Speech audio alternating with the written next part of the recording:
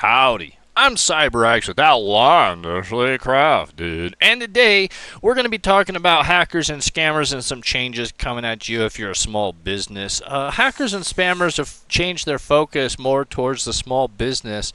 They're using AI to construct elaborate schemes to get money out of you. One of them I heard recently was from just a rancher.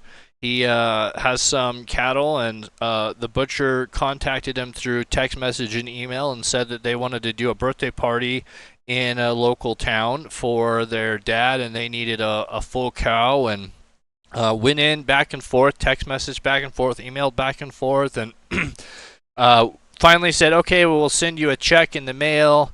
And then a little bit later said, oh, we sent the check, but the check was for too much. Send us a check back for the distance.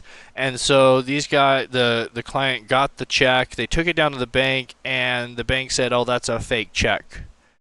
So these guys put together a full epic story. They wanted to throw a big birthday party for their dad. They had the town correct. They had family names in the area correct. They contacted the right person. They put it all together. So you can see that they're using AI to come up with schemes to make it sound really legitimate.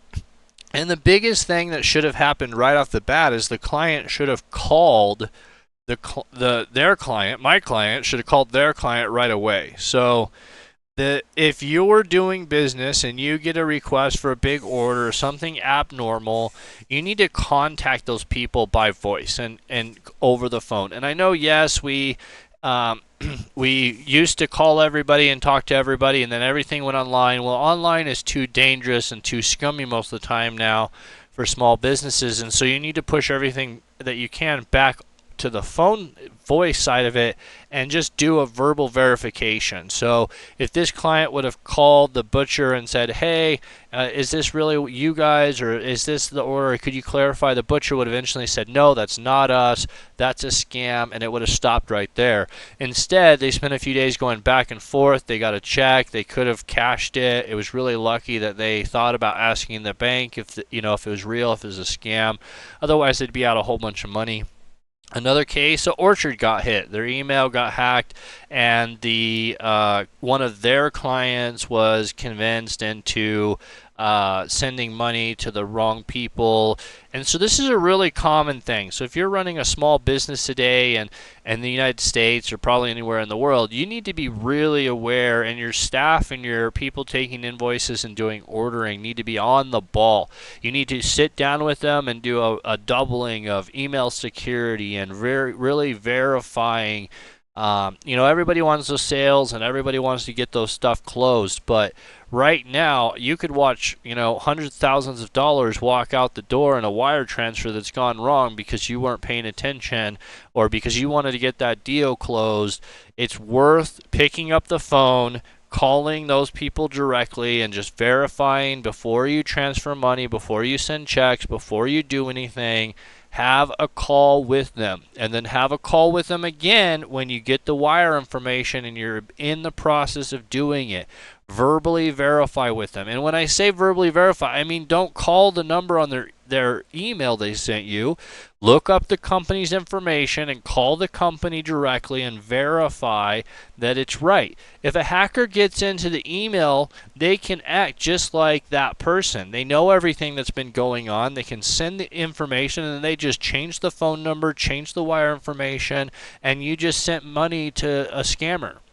It's happening in every town. It's happening in every city, and it's all down to people not taking the time and thinking through it. They get too excited that something's going to happen. They want to get it done. They want to get the deal closed. They want to get their commission, and instead of getting their commission, they ruin the company or destroy the company, or the company loses 50K, or the company loses 5K, or the company loses 250K, and all of a sudden now people are getting laid off because you didn't take the time to verify the information for who you were interacting with.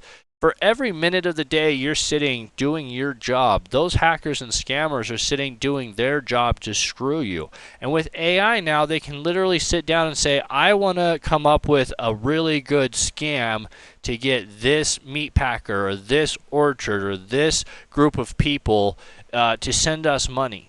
And they don't have a problem sending FedEx. They don't have a problem sending checks. They don't have a problem sending fake stuff because it all works in their favor. So sit down with your engineers, sit down with your ordering people, sit down with your front desk and your customer service, and have a doubling of efforts to address emails, congratulate them, thank them for the emails that they've caught, that they haven't been scammed by, but they need to be very aware that things have changed and the focus is now on them, and these are targeted attacks. So these emails are going to be targeted to your staff's name, their positions. It's going to come from the CEO and go to the comp controller saying, hey, send this person money, but the CEO is never going to have sent that email, or their email's compromised.